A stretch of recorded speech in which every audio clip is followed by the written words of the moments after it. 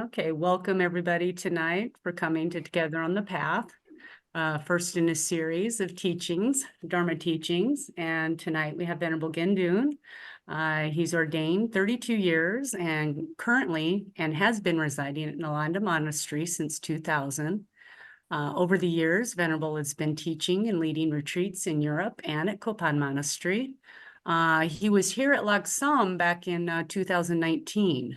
He taught the mind and its potential. So we haven't seen him since then. I know I wasn't here then, but some other people may have been. He also spends time in retreat himself. And this year he led the first for himself, the Lado trek in Nepal. Well, So kind of. You did. I didn't quite make it there, but anyway. They led themselves. Yeah, it's very good.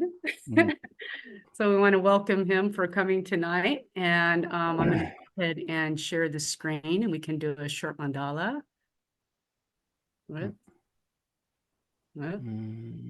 Sorry, get rid of all this here in just a second. Sorry.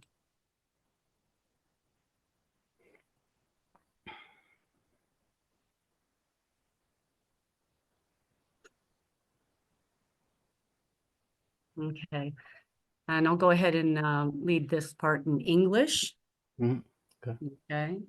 For the teaching tonight. This ground, anointed with perfume, strewn with flowers, adorned with Mount Muru, the four continents, the sun and the moon.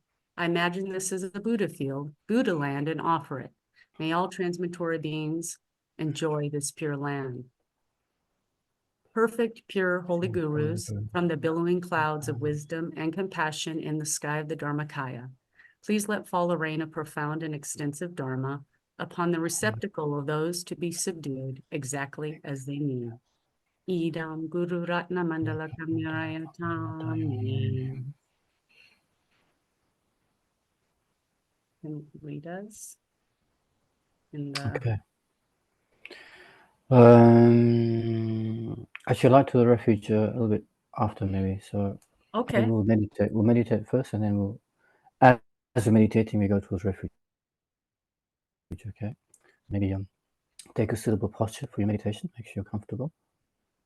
The main thing is to keep your back straight,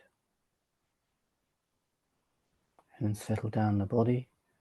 You can do a quick glance meditation on the posture, scan the body, go through all the points, any areas you have any tension or difficulty with, you can put your awareness on that area and try to gently relax into that area, and then move on to another section of your body. Go right down through your whole body, shoulders, back, hips, legs.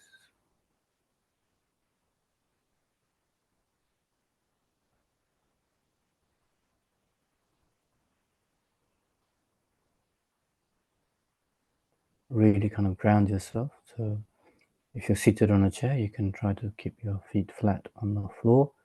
Try to really put your awareness on the feet, the soles of the feet.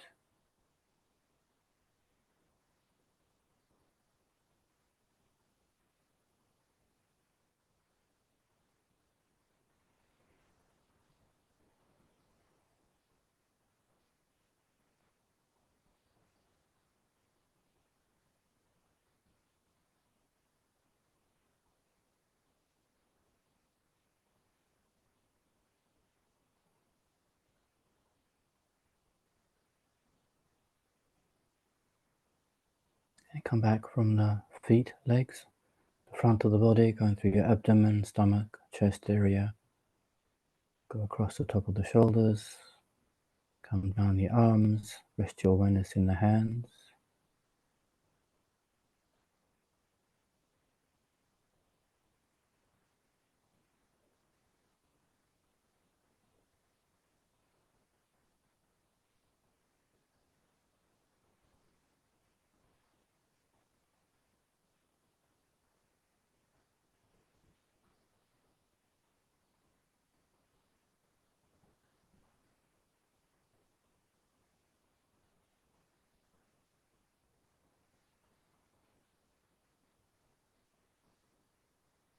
And come back up from the hands, arms, shoulders, the back of the neck, top of the head.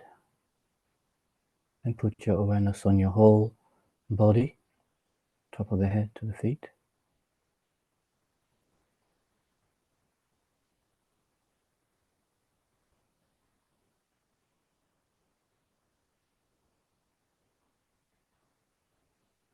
And then take your awareness to the breathing, 100% on your breath, watching every movement of your breath. If it's short or long, just completely be aware of the breathing in, breathing out. Keep your mind fixed on that.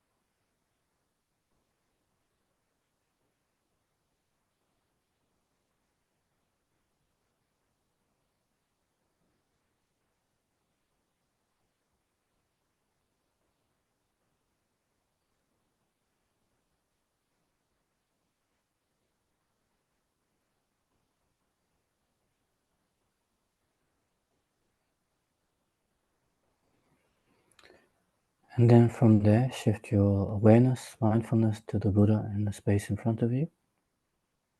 And then we try and combine the breathing with the visualization of the Buddha in front of you. Try to remember statues that have inspired you, or tankas, or photos, or images of the Buddha, and put that image in front of you, but this time make this image an actual living being. The Buddha is actually in front of you.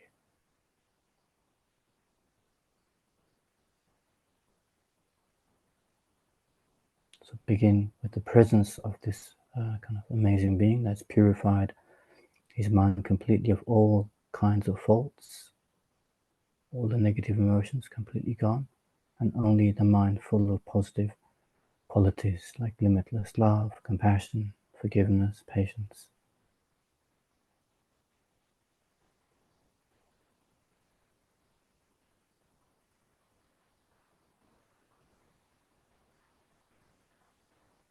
And then from his heart, this white light is radiating out, down towards you. And you can combine the breathing in that white light from the Buddha in front of you.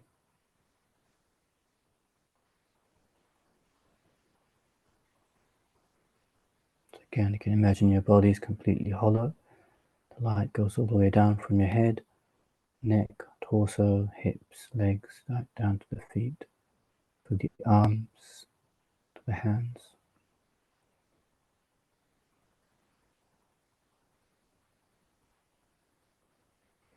And breathing out, you breathe out a very dark kind of smoke, a black smoke.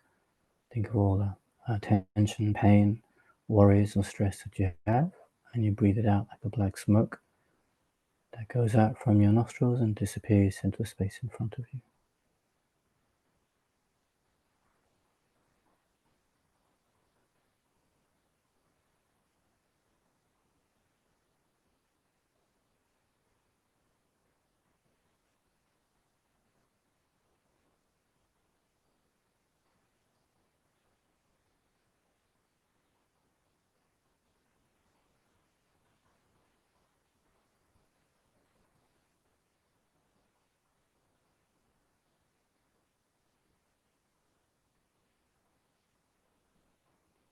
As the white light comes in, we also imagine our mind is filled with the qualities that we actually aspire to, just like he has attained them. We like to, how wonderful it would be if we had a limitless compassion, love, patience.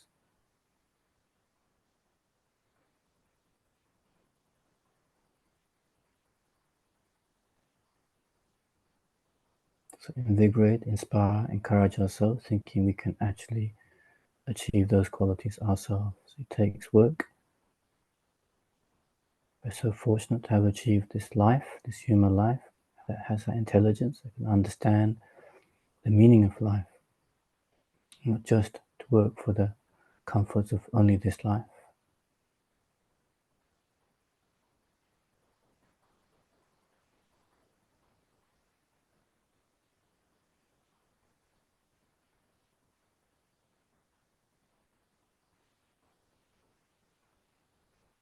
So establish for ourselves that there is a future life that depends on what we do with our lives, how much we purify negativities from this and past lives, how much we accumulate merit, how much we change our minds, transform our minds.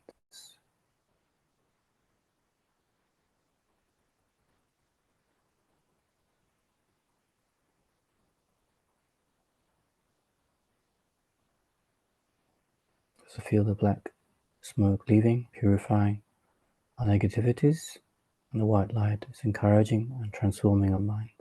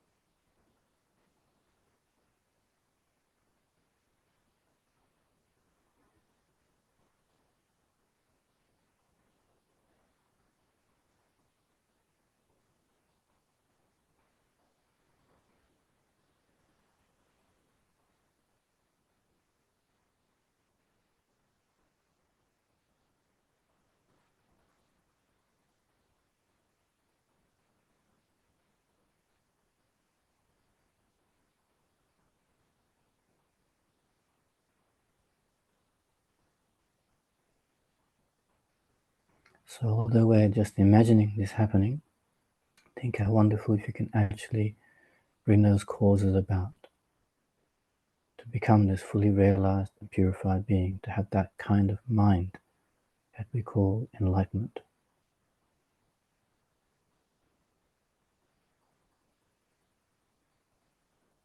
So we have the potential to achieve that state, so we take refuge in that potential.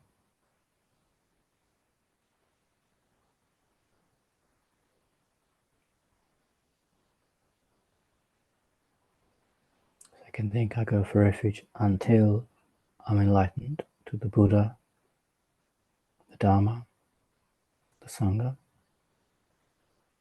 From the two collections of merit and wisdom, may I become an enlightened being to benefit all sentient beings. So think of all sentient beings around you. Around you, the closest beings of this life, whether it's your parents or main caregivers, or whoever you have the fondest affection for. Next to you, start with them, then gently expand your mind to include all beings, thinking how we've been connected so many lifetimes. Everyone's been as close as his close friend or parent that you put next to you.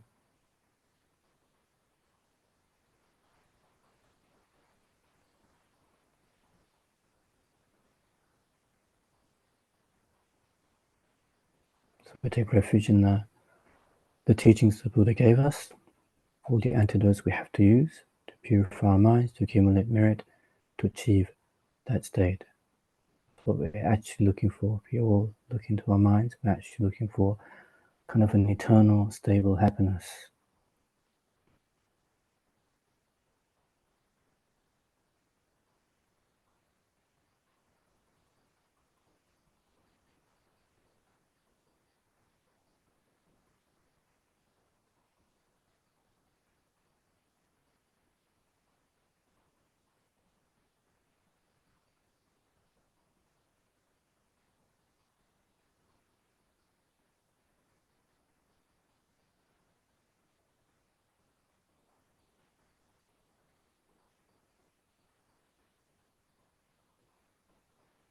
Then when your minds are settled in that kind of refuge, try to keep that throughout the talk as you listen, discuss. I think we're doing this not just for ourselves. We want to actually accumulate the merit, understand, clear up points. So we understand the path, and the practice becomes more and more perfect. And they will achieve that perfect state of mind to benefit all beings.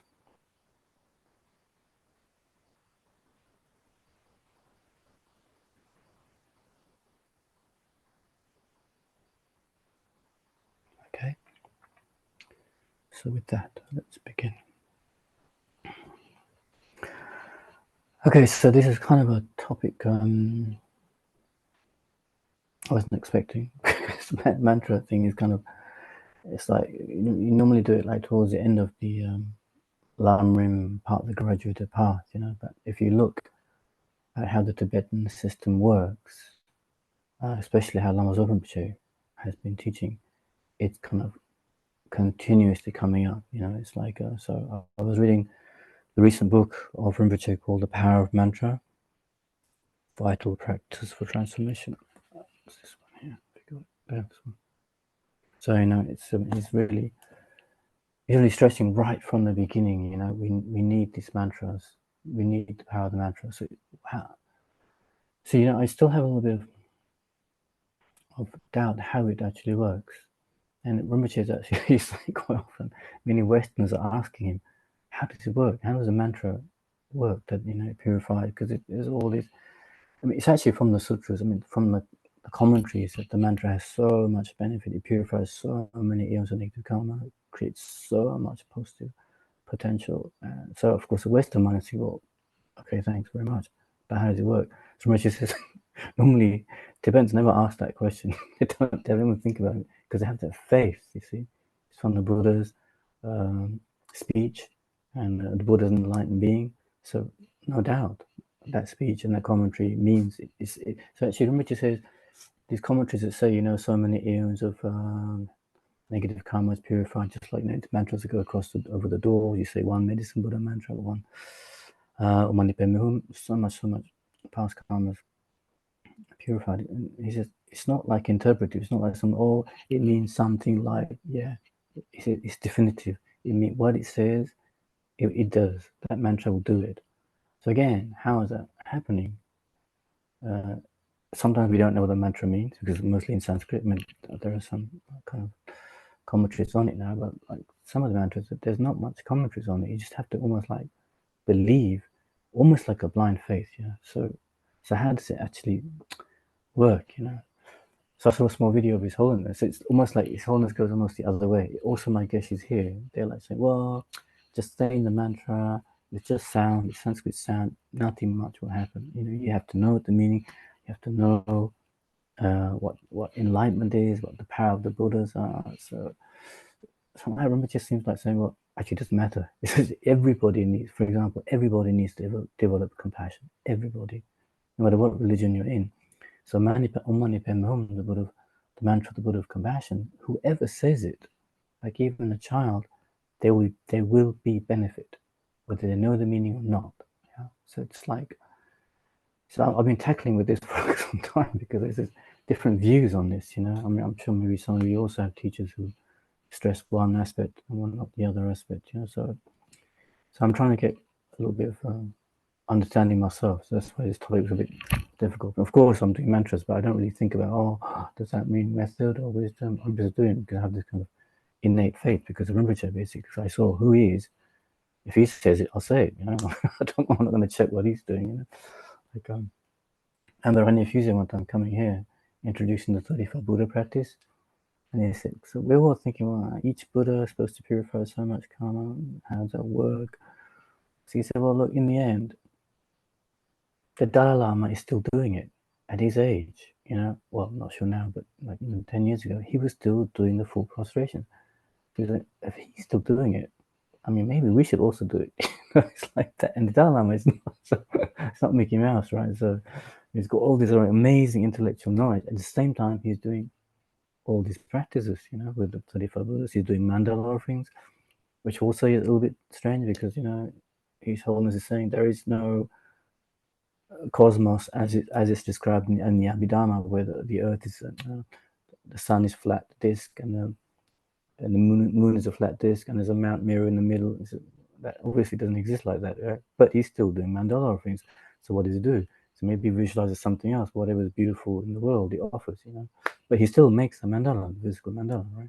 So, you know, and for Rinpoche, it's like that, basically. The mandala you have to do in that way with all those specific things you visualize, you see. So how, you know, so Rinpoche is actually saying, you know, the power of the mantra is coming because we have to understand what enlightenment is. You see, a lot of us maybe we haven't figured out what the Buddha achieved. Okay, right? That what we call the omniscient mind of the Buddha. So we call it in Sanskrit Dharmakaya. Yeah, that wisdom mind. So it's got compassion and wisdom together in one mind. It's got compassion and wisdom.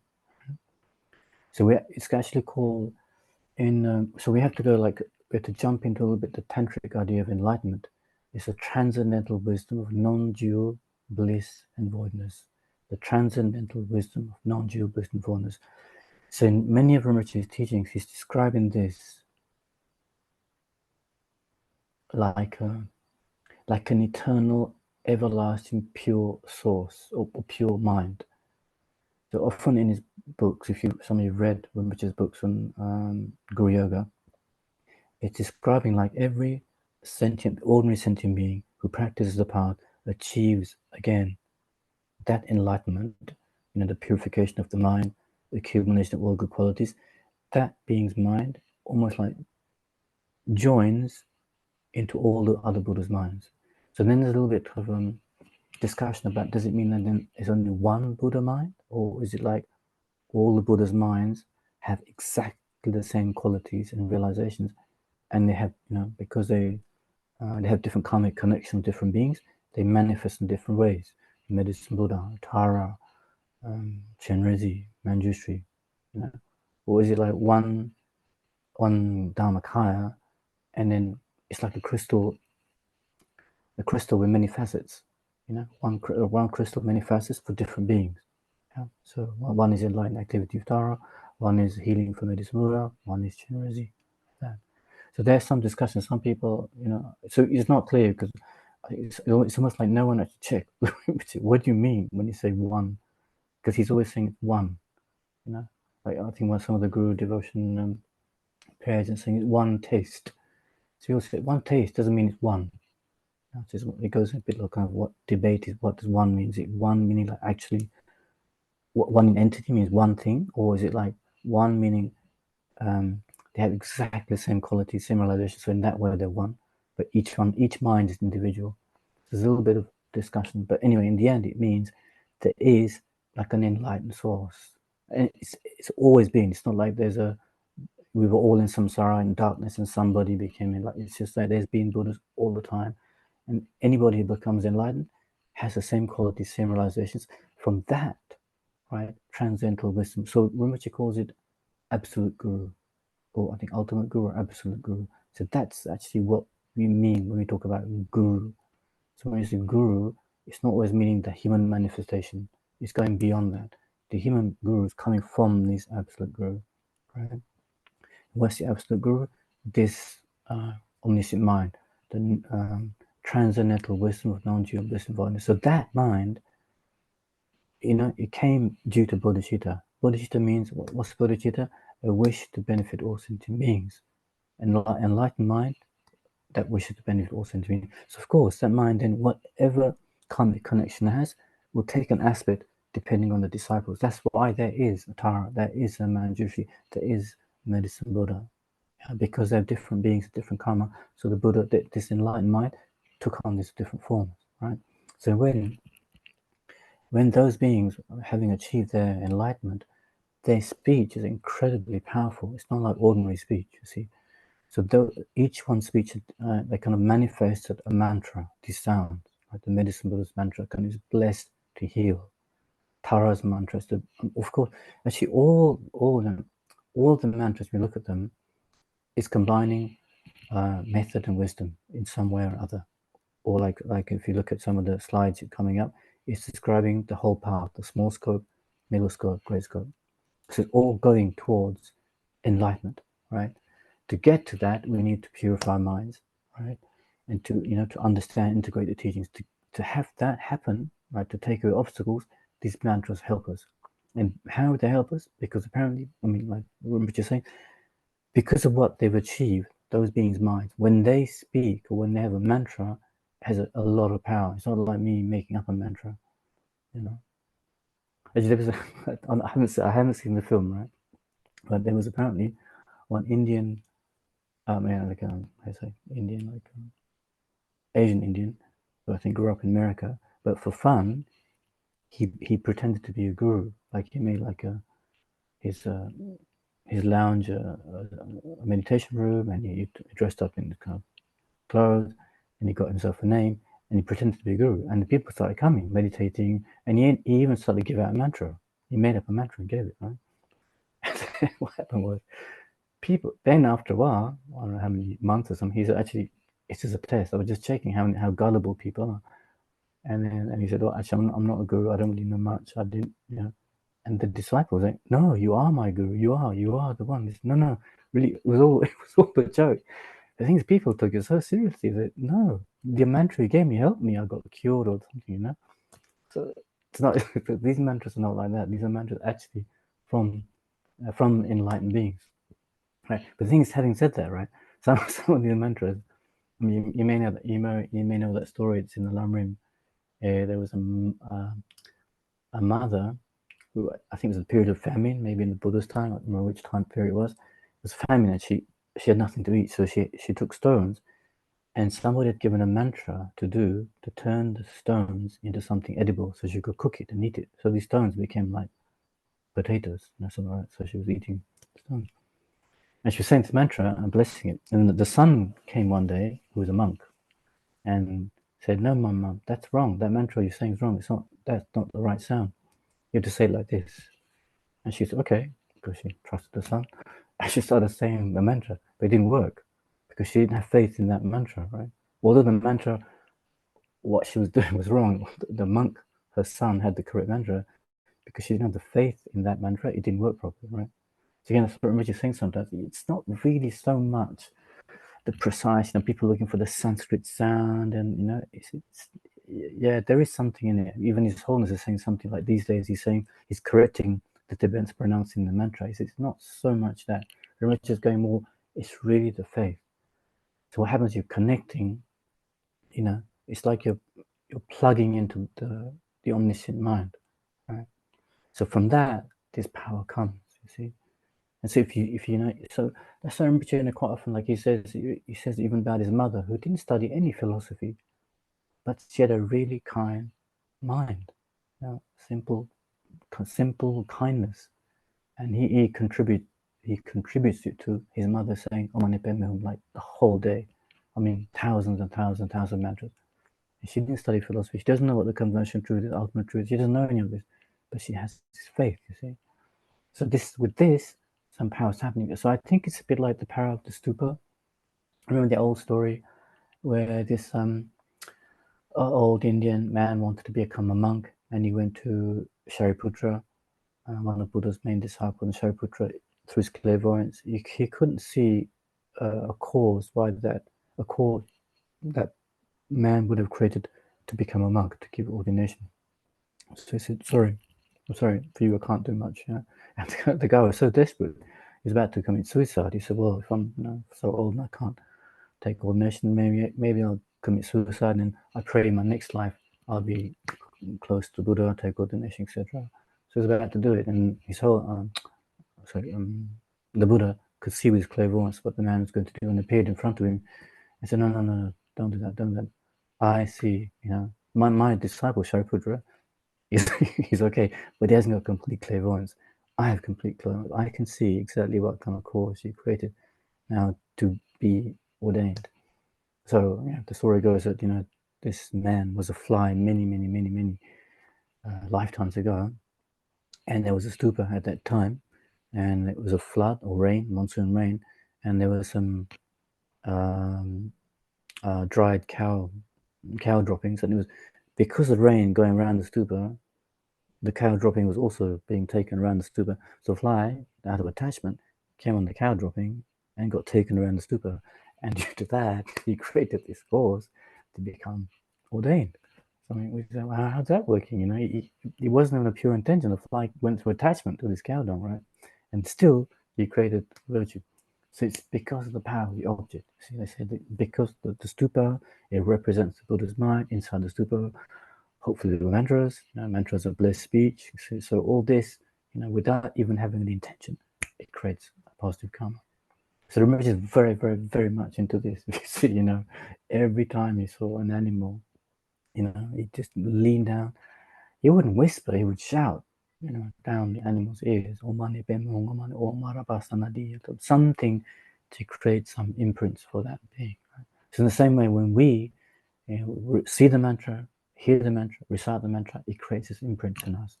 So Rinpoche is saying that because the power of the Buddha's minds, who they were, the power of the syllables, and then that brings about, of course, then the motivation with this for this life, future lives, or enlightenment of bodhicitta, that strengthens the imprint. But even without that, it seems to be that there is something happening with the mantra. Yeah, how it actually works, I really don't know. I mean, no scientist can check out what's happening in our minds as we recite mantra. So only we will know. We have to experiment. So I haven't done many mantra retreats. I'm not like a great yogi in that way, but I remember one of the first ones I did was Vajrasattva, the 100,000. And it was a time when I was just beginning. I could just about say the 100 syllables. It took me, I was one of the last in my group to finish. I think Annie Lhagsam was in my group, actually. She was in my group. Yeah, because she'd done Kopan the year before. Yeah, so it was so difficult, but there was some amazing, for me, I felt some amazing benefit. Because something, so how's the benefit for me? Because when I started reading the books on Lam, it kind of went in easily, more easily. I was absorbing it more easily. So of course, with my superstition, I contributed to having the power of the mantra, having to do the mantra all the time. See? So it could be anything, but I think it's that. Yes, every time it's like something that it's like maybe that's how you would use blessing. Something happens that something sparks in the mind that when you normally read this stuff, it doesn't make much sense. Or it's and this time it hits home, like something awakens in the mind. So I think it's due to the power of that mantra, and so I think each one has to experiment. How it affects the mind. So again, so mantra, it's like protection of the mind. Yeah, that's what it's about. Mantra means protecting the mind. So how to protect the mind? It's to stop our mind going towards non-virtue, right, and to bring virtue. So again, you have to check in your own experience how by doing a mantra that you feel connected with when you're in a situation where you feel like. So this especially emerges sometimes when you're off the cushion kind of thing, when you're just going about daily activities and you got a mouth, say something and say mantra instead of gossiping or something. Say the mantra; it's much more powerful. Then you have to think if you're in a train station, bus station, airport, you've got some time. You can say mantras. Yeah, of course, don't make a big show of it with the mala in hand, and it can also be a bit of a trip. But just say the mantra. Maybe just in your head, right? Then if people are not looking too much, maybe you can say it, whisper it, and see what happens. Is your mind? Does it help your mind, or does it kind of, does it distract your mind? So normally it's to, especially when you start to think of the meaning. You see, now some of us, I guess, we know a little bit the Buddhist part. We know the Four Noble Truths. We know the two truths. We know about method and wisdom. So we think that's what I need to combine. The method aspect, so the bodhicitta, altruistic intention, and the wisdom aspect, the wisdom that cuts through this ego grasping. So we have a little bit of understanding of that, and then as we say the different mantras, we think about it, and that would normally protect our minds, because actually by saying the mantra we're connecting to this enlightened energy. You see, we're like branching, like plugging in, like putting our electric stuff, like recharging into that. That's why it has some power. Of course, then you have faith. So how does that faith come about? You have to check how does enlightenment come about? We have to practice about what's the path. Yeah, it's purifying negativities and actually reducing our afflictions. How does that come about? Putting antidotes. So some of you may be having joined some of the group activities. So you may have seen, you touched that, when you have moments of anger or a danger of anger coming up, patience helps you, or loving kindness helps you stopping anger get worse. If you've got attachment coming, you think about impermanence, think about what we experience already in this life, or how much attachment has kind of ruined our lives. We think, no, I'm not going to follow attachment. You make a decision, and that pacifies attachment. You see, if jealousy is coming up, think about rejoicing, and that cools down jealousy, which is kind of that mind of anger that you can't bear up other people's joy and what they've achieved, etc. So when we tasted those antidotes, we know it works for us. We think, well, if I keep doing those antidotes, it's going to definitely pacify my mind more and more and more. And then the wisdom mind, if you looked a little bit into wisdom, how the wisdom, if you use it, it cuts our ego grasping mind. Of course, we can't keep it very long because our ego is so strong after many lifetimes. And you're not a saint, right? Yeah. So all those lifetimes of imprints are coming back and pulling you back into grasping at the me, mine, etc. But we start to slowly use the wisdom. It pacifies that ignorance grasping at the eye. So you get a taste of it. Well, imagine if I can do it more and more. Imagine if I had more time, more determination, more joy to put my effort into those antidotes. I could be really quite a happy person. When you think about it, that's what happiness is. When you're happy means, your afflictions are coming up in a crazy way, right? So think, oh, so that's possible for me. And other people have done it to a larger extent, a greater extent, like Lama Rinpoche, like His Holiness, They've achieved amazing states of mind. So what about the Buddha? That's what he did. He pacified to such an extent they had no chance to come back. They think, wow, that being, did exactly what I'm trying to do now. I'm doing now small steps. I could do the same thing. So you have that hope, encouragement that that's possible. Enlightenment is possible. Right? So we have that, the faith that the being who achieved enlightenment is there, and their body, kind of their actions were pure, their speech was pure, the mind was pure. Right? So when you say the mantras of each of these Buddhas, you connect to that kind of being, that kind of mind. You see, so that's really powerful. Then we get protected. It's almost like when we're in fear. When we're children, we call out whoever was our main caregiver, our father or mother or something, we call out for them. It's a bit like that. So when we say a mantra, we connect into that energy that protects us, you see, for the beings who have more power. So the blessing comes. Then something will transform in our mind. Our mind gets more softened. Remember to use the word soften. Actually, it gets like transforming to be more into virtue than non-virtue. But then again, we have to experiment. We have to say, like, choose one mantra that we feel more, what resonates more with us, and say it. Don't keep switching to all kinds of mantras. Stick with one for a while and see what happens. Right? I remember one time I was walking here out here in the around the countryside here, and one time I came across two dogs, right? And it wasn't very nice. Because they were farmers' dogs. I could see the farmer a bit well, and he could see what's happening, but he didn't do much. So they're coming nearer and nearer, and I'm like growling and growling. I was like, this doesn't look very good. So of course I don't run away. So what I did was compassion. I didn't mind if I'm home. I think I said it for about 2-3 minutes. The sweat crawling, pouring down the back of my shirt. Nothing happened. They kept going nearer and nearer, and I was like, okay, I'm scared. Oh, what's the one for fear? Oh, TUTTARA, of course. Yeah. So I started doing TUTTARA mantra like crazy. I'm quite loud. And then what happened? I mean, of course, maybe the dogs were just getting bored and tired. What happened was one dog just slowly quieted down. Right? Put his head down, looked around, looked at the farmer, looked back at me. So yeah, I get it could have been bored, but it could have been also TUTTARA's blessings. Then the other dog kept going for a while, and then also calmed down. And then they just like Because I didn't move, I just sat there. I mean, I stood there and just did Tara. And slowly just like backed away and went back to the farm.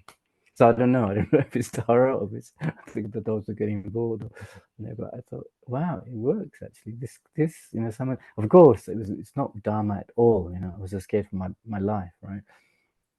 But yeah, so it seems like it does work for fear. There's other cases, but other people had similar experiences probably.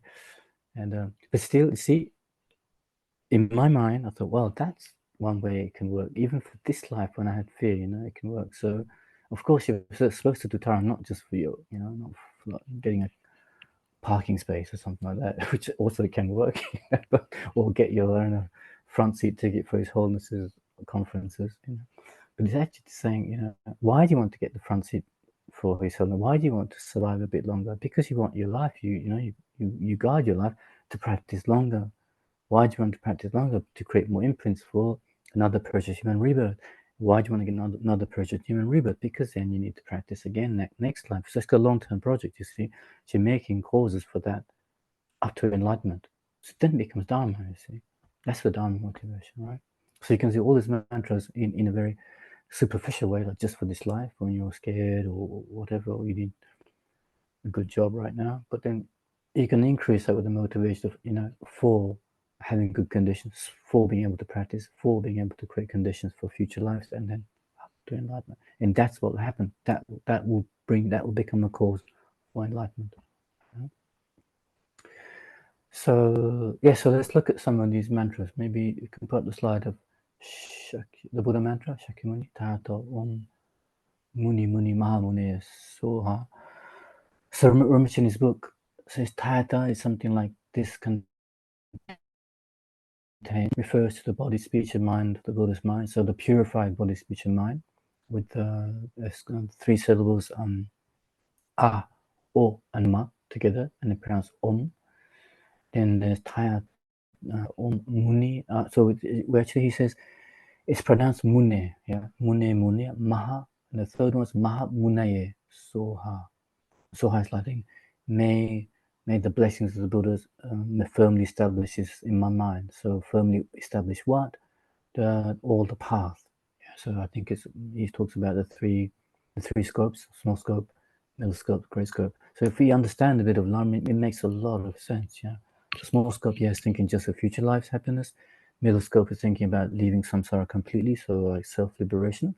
And then the Mahamune is great, the great scope by thinking for all beings. Not all beings are caught just like me. How wonderful! If I could achieve a state of mind that can help all these beings, not just go for my own liberation, but achieve a state of enlightenment for all sentient beings. So as you say, and like visualize the Buddha light coming and imagine receiving all the realizations up to enlightenment. Right? From Guru devotion, the small scope purging your life, death and impermanence, karma, etc. You go on like that, up to enlightenment. How wonderful that would be. So we have to experiment. Yes, you can, if it's like, you can incorporate it into your daily life, like a morning practice. You can say this before you do the Lamrim practice, or you can do Lamrim first, and then visualize the Buddha in front of you, and then do the mantra, Tato Muni Muni Mani as well, and imagine any understanding you have of the Lamrim being stabilized, being like all through the day you keep it, and also tomorrow like that.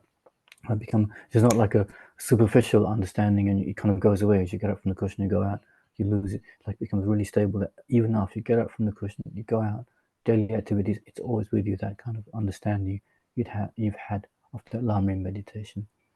So then of course they can use, like what you say, Tato Muni Muni Mam, wherever you are after you get up. Yeah, you're going to work, or you're coming back from work, or you're cooking or eating, all that you can keep using the mantra. Okay.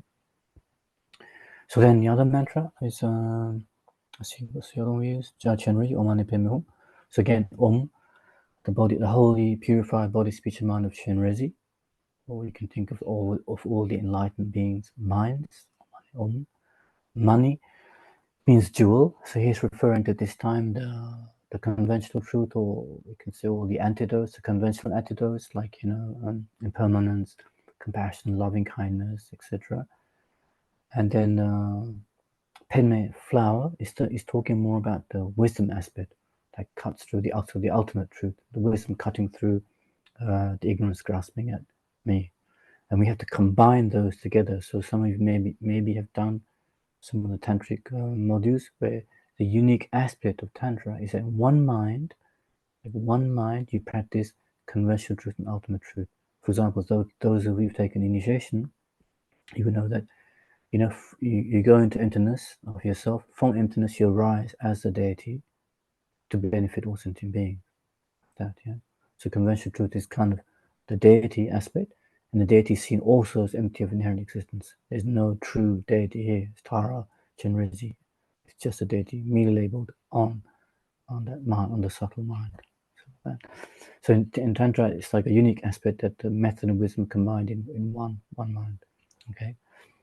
That's why Rinpoche explains the combination of method and wisdom. Of course, even in Sutra, we need to combine method and wisdom, but it's not always in one mind. You have, two different minds looking at compassion and wisdom. So here in Tantra, it's more like in one mind. Okay. So you can say that, with great understanding, meaning, and with faith, you're connecting to all the Buddha's minds, as you say on MUNEYE, and they start thinking especially of compassion that you're trying to generate. And see what happens.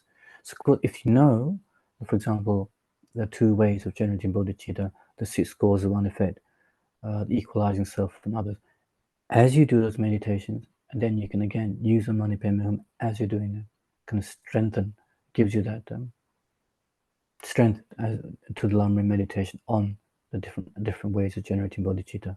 And then when you have an understanding, a little bit feeling for it, rest, and then do a MUNEYE to kind of stabilize it. Like that. So that's the Chenrezi mantra. Then we have Tara. Was it Tara? Yeah, Tara. So again, the enlightened activity of all the Buddhas. Again, so you can depends on what fits your mind. You can think of these all aspects of the source, the kind of transcendental wisdom for non-dual bliss of oneness, like the source of all the Buddha's mind, now appearing as Tara. This kind of green, turquoise goddess, 16 years old, who kind of, at that time, you can remember the story of Tara, that she really insisted on being enlightened in her form, because there were monks at that time who said, no, to be enlightened, you have to be in a male form. She said, no, get lost. I know what I'm doing. So she comes as Tara in this amazing form. And then with that faith in enlightened activities, so there could be things you want to be done in it. Could be, so again, Tara is not just for activities. For example, you need a new job, you need to buy a new house, you need to buy whatever, you need some better condition in your life. Of course, the thing is, you want to be able to have better conditions to practice Dharma. That's kind of there. But it can be for all kinds of activity. It can be for sickness, all kinds of activities you want done. It could be for yourself, for friends, relatives, anybody. You think, so you can think, of course, yourself. May I also achieve that enlightened holy body, speech, and mind. May I also have all the realizations of the small scope, middle scope, great scope. May I also be free from suffering, the cause of suffering. May I attain true cessation and the true paths. So all this comes, but then expand your mind. Whoever you're doing it to, who has that sickness right now, may they be free of their sickness. May they also have all these. May they also be free of suffering, the cause of suffering. May they have true cessation, true paths. May they have all the realizations of the small scope, middle scope, great scope, and up to enlightenment. So you can think in a long way, like progressively. Yes, they have some difficulty. They're asking you to do some puja for you, or do it, but do it with this ultimate goal. May they go through all of this small difficulties up to enlightenment. So do it like that. Yes, I think go back again to basics. True suffering. What's true suffering? It's not just the 2 main ones we think about, or the headaches and knee pains and back pains, etc. It's really gone beyond that. It's not even a small happiness that we have from sense enjoyments. It's going really to be free from all kind of what's called all pervasive suffering, just to be born into the aggregates due to karma and afflictions. Just having the body and mind, even if you're in a neutral sensation. Maybe some of you sitting here, intense suffering, no intense pain, and no amazing happy sensations, just a neutral sensation. That is in kind of the nature of change. Because of having the body and mind, it will be the base for suffering of change, suffering of suffering, like that. And where did this contaminated body and mind come? Karma and afflictions, especially afflictions. Yeah. So again, think to go beyond. Yeah. Some of you have maybe done the Discovering Buddhism modules. Yeah. So it's the 12 links, etc. It's not just the negative karma. Of course, negative karma brings us back into samsara, but that's more into the lower realms. We also get happy realms. Where do they come from? Again, because we create virtue, again, due to grasping I, right? So all the virtue we created is kind of contaminated. So we want to go even beyond that. You see, if you want to leave samsara completely, we have to get rid of even the subtle obscurations. So how wonderful if I can do that. So as you said the mantra, so are you thinking all these things made happen like that in my mind, may have finished the path. So as you say, may all the obstacles you have to generate those minds be eliminated.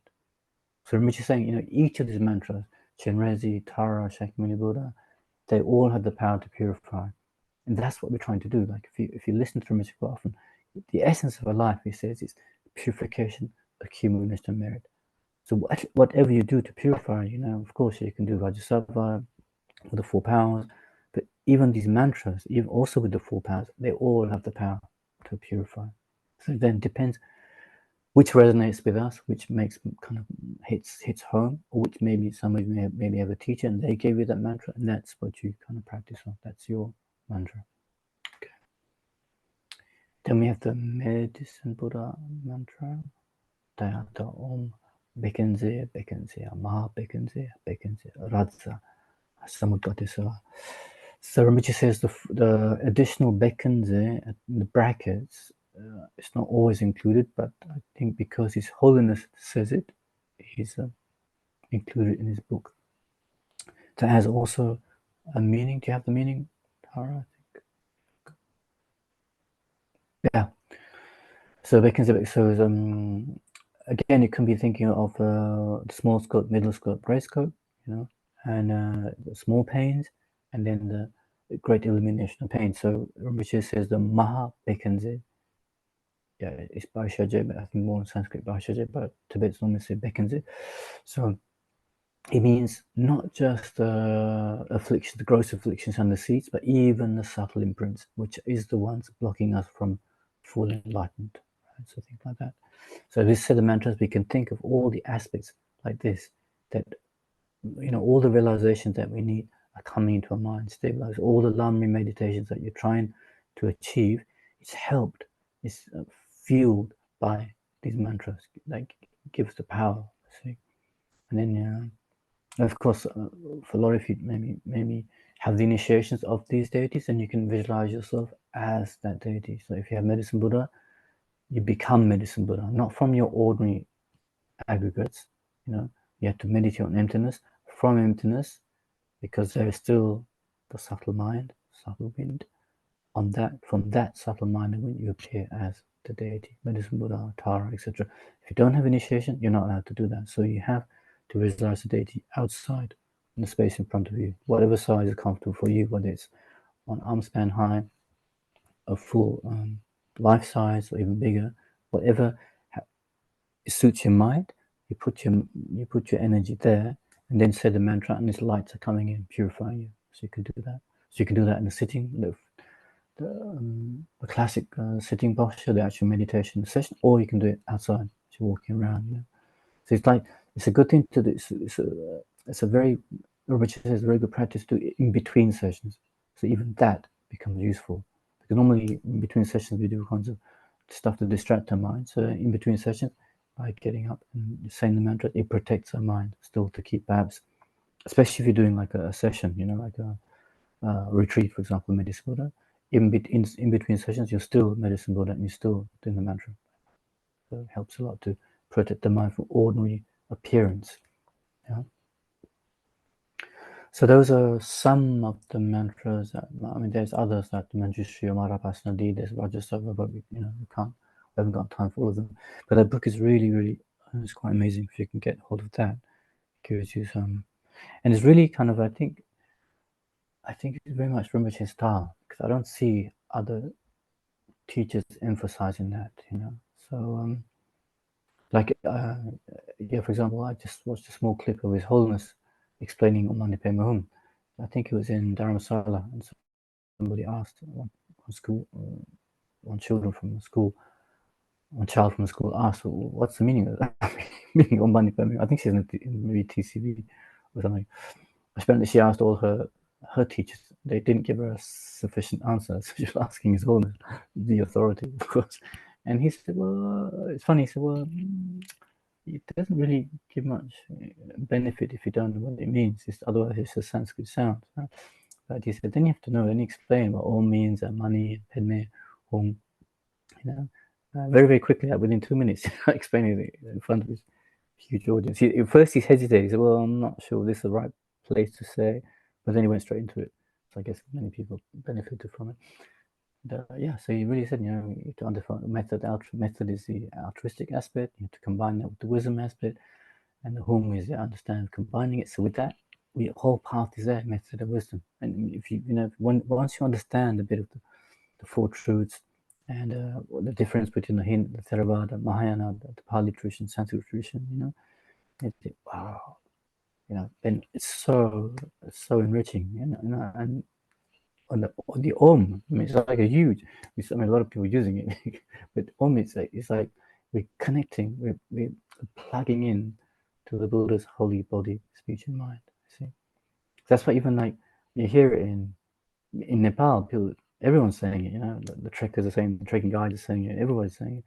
But, you know, just because it's something, it becomes common. It's like saying Namaste or something. And actually, I guess they don't realize how powerful it is. You see, it's actually quite, and you see it all over. I mean, I was there recently, and, trying to go up the ladder, trying to go. Those rocks have been written all over the rocks. It's just beautiful to see. So I guess, so much you're saying, even to see it, it's just so powerful. You know? And those who carve it also create merit. So it's just you win all the way around. It's quite nice. So yeah, so what you're saying to us, you know, if you have a mouth, use it to say mantras. Don't waste your time, you know.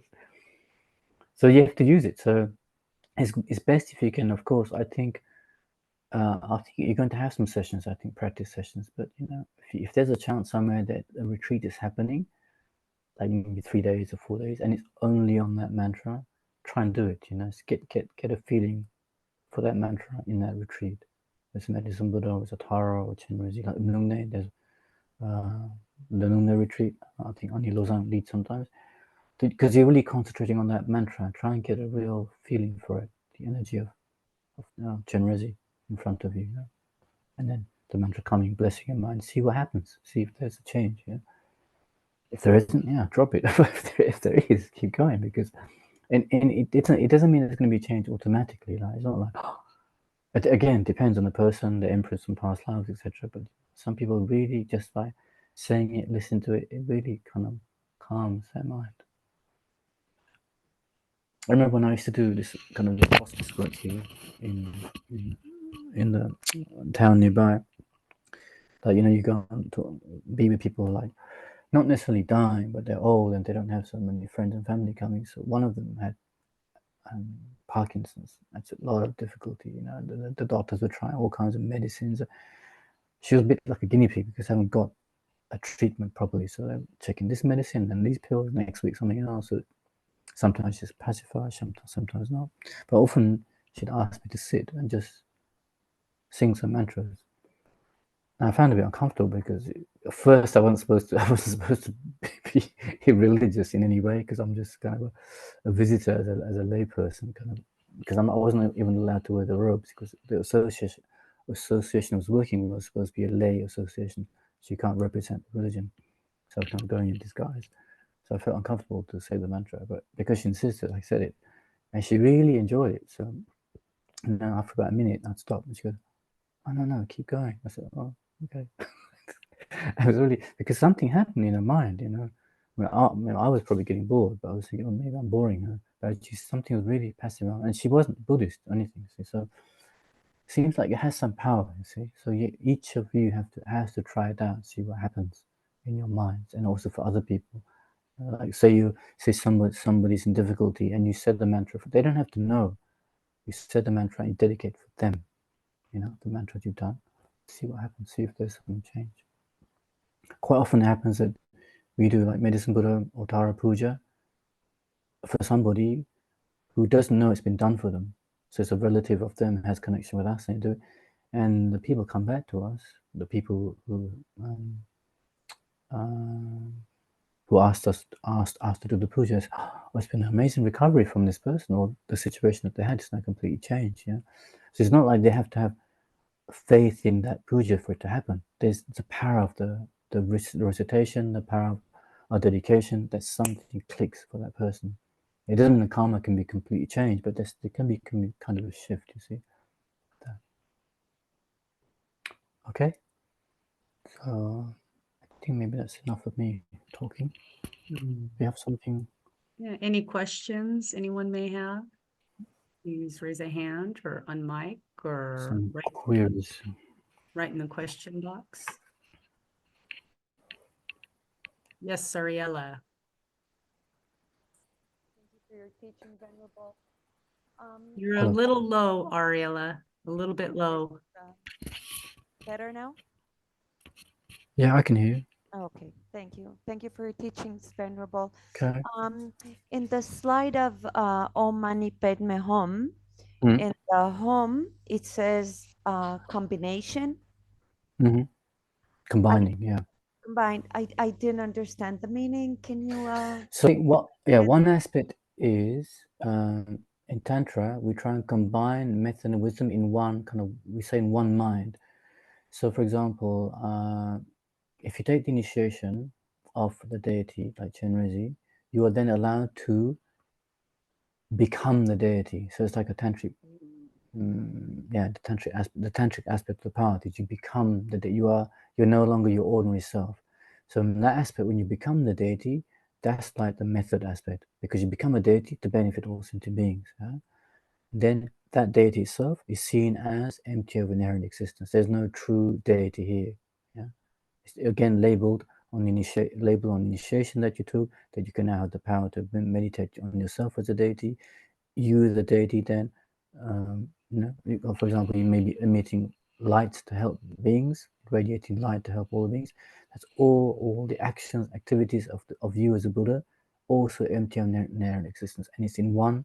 It comes from one mind, right? The one mind as a deity, and the mind is seeing that deity as empty of true existence. So one aspect, yeah. The other aspect is that we need method and wisdom to become enlightened. We need method and wisdom. Yeah, they have to be combined. So they say like combine. In this aspect, combine means like together, like the two wings of a bird. To enlightenment, we need the two wings. You can't have just method and just wisdom. You need to have both, yeah, to get to enlightenment. Yeah, so compassion, altruistic aspect, and wisdom aspect.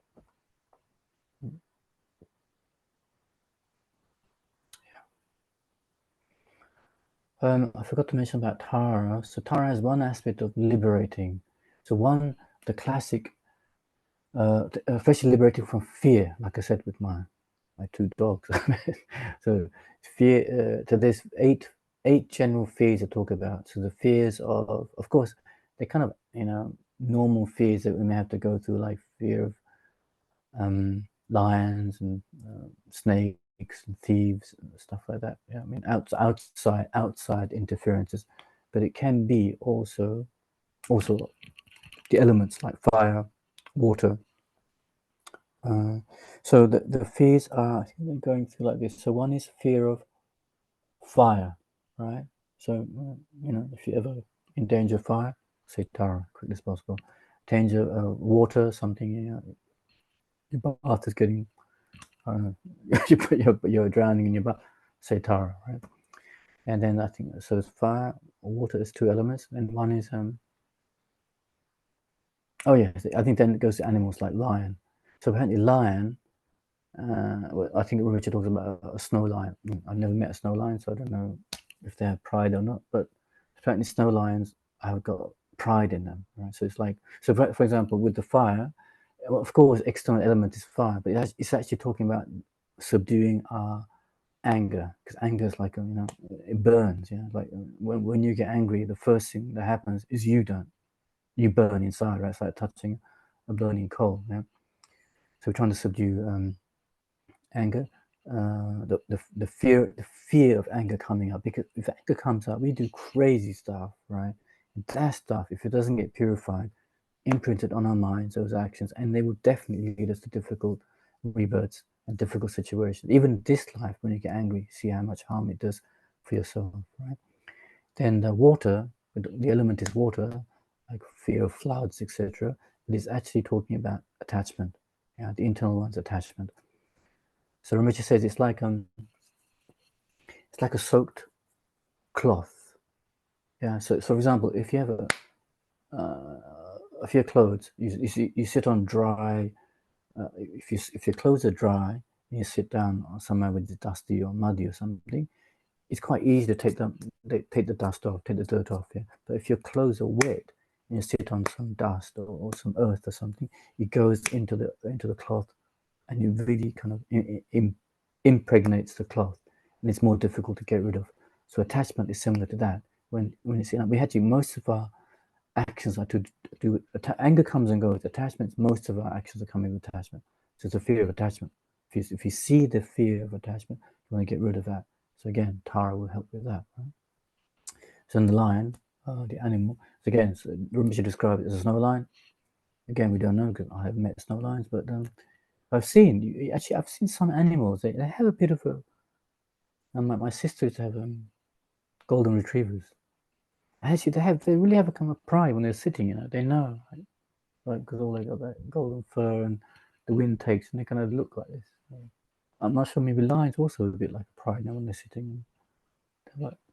And they seem to be kind of king of the bush or something like that. Most animals are scared of lions, right? Next one is so the lion is pride. But again, imagine when pride comes up, how much it disturbs us and how much harm we can do by looking down on others. You see. So again, Tara can protect us from the fear of pride. Then there's the elephant. So elephant is seen as the external elephant. I'm not sure many people meet elephants, but if you happen to meet an elephant, Tara's for you. But the elephant is actually to do with the ignorance. So again, like an untamed elephant, like a rogue elephant, can create havoc. Ignorance also, because of grasping at the I and mind, can create all kinds of negative karma for us. Then I think it's thieves. Yeah, I think it's thieves, like robbers coming to steal possessions. I think it's more like I had it down.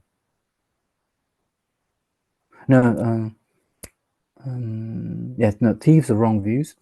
The thieves again, wrong views of karma. Does karma exist in past and future life? Maybe they don't exist. So again, due to that, we can create negativities. Then there's pretas. So again, Tara will protect us from preta or preta harms. But preta is more like doubt about the path, doubt about is the mantra it actually going to work? I'm not sure. I'll do it anyway. But that's going towards virtue, So the doubts, all kinds of doubts, can hinder us from practicing the path. You see, because it's like, well, is this really an antidote or not? Is this really going to work? Then you have doubt. With that doubt, you're not inspired to practice it. You see, so like that. Then there's the thieves are wrong views.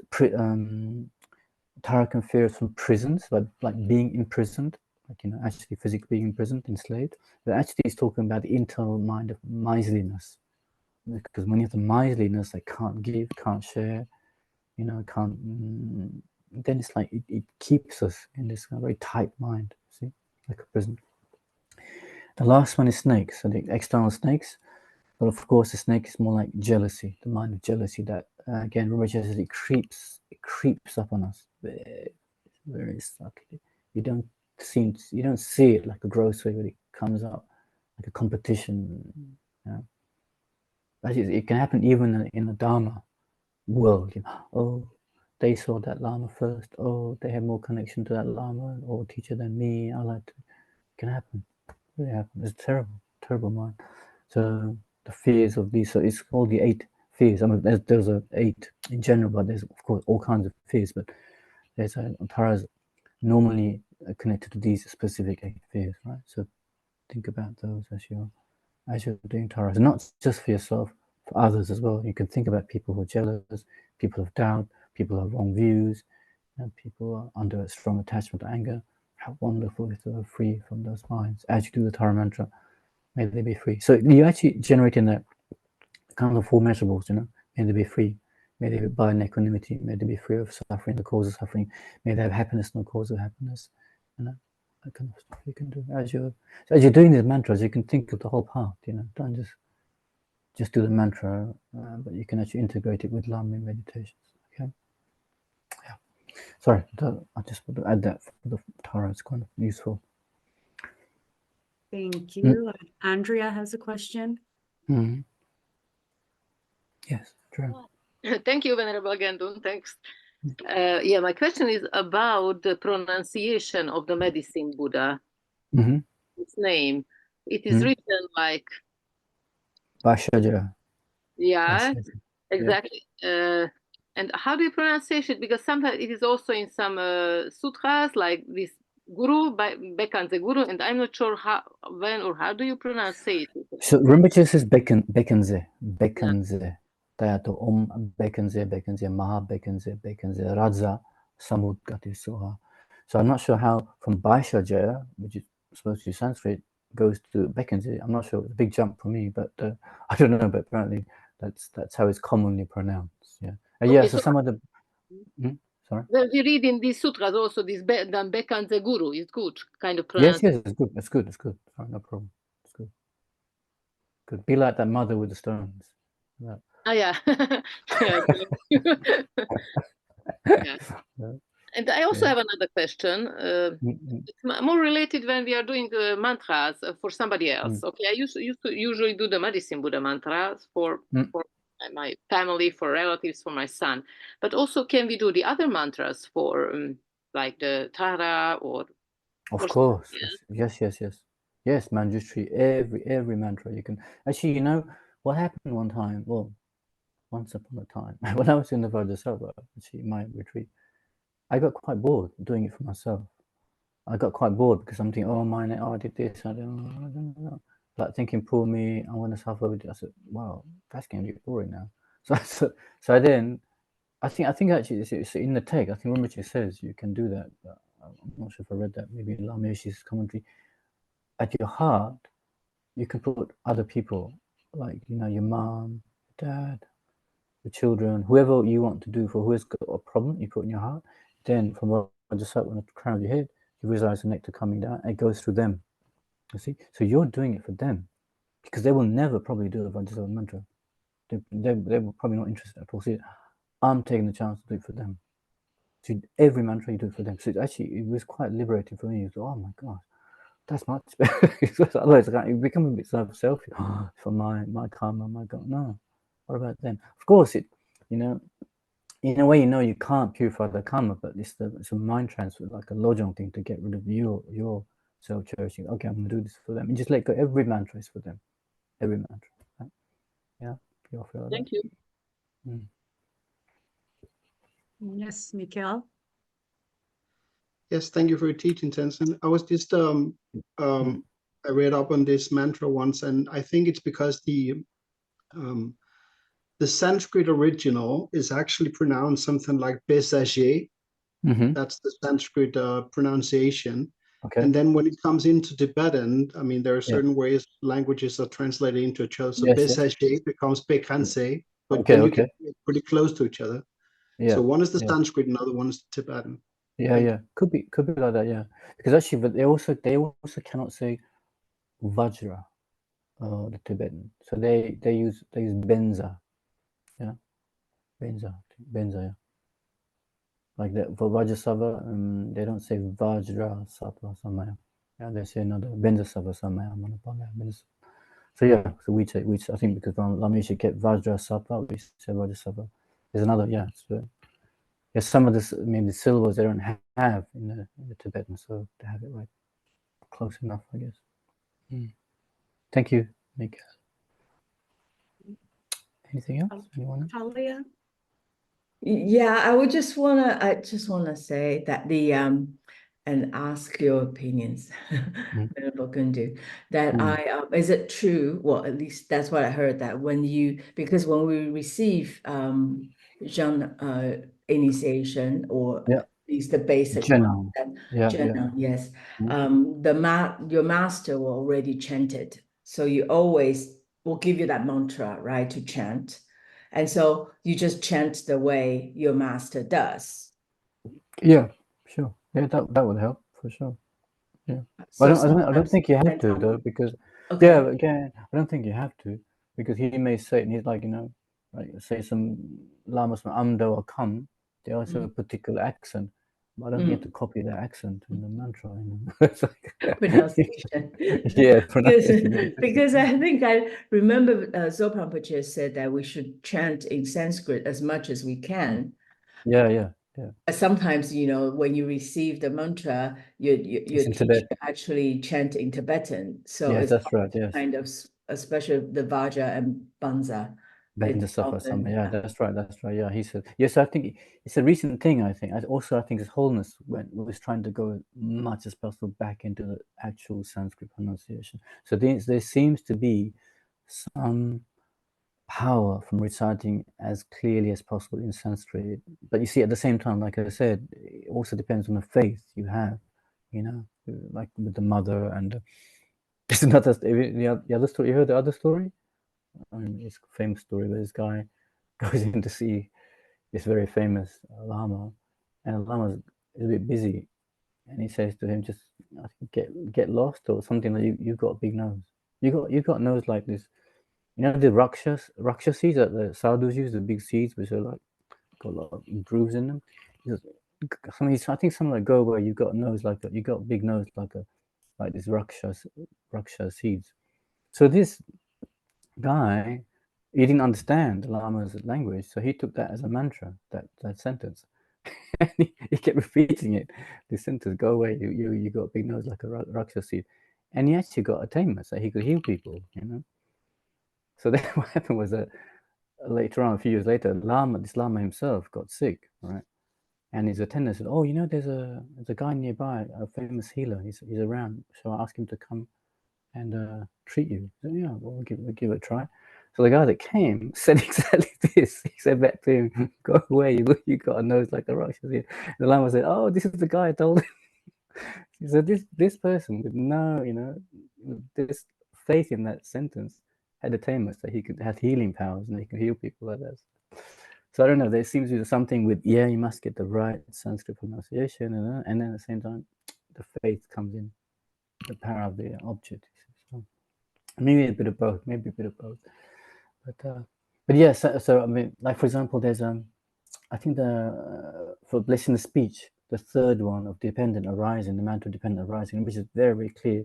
You must stop, give a pause here, go high here, because otherwise it has a complete different meaning, you see. So it's kind of, in that instance, it's quite clear.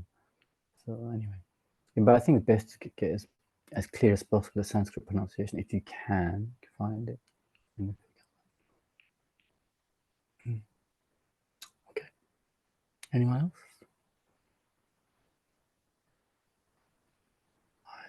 Okay.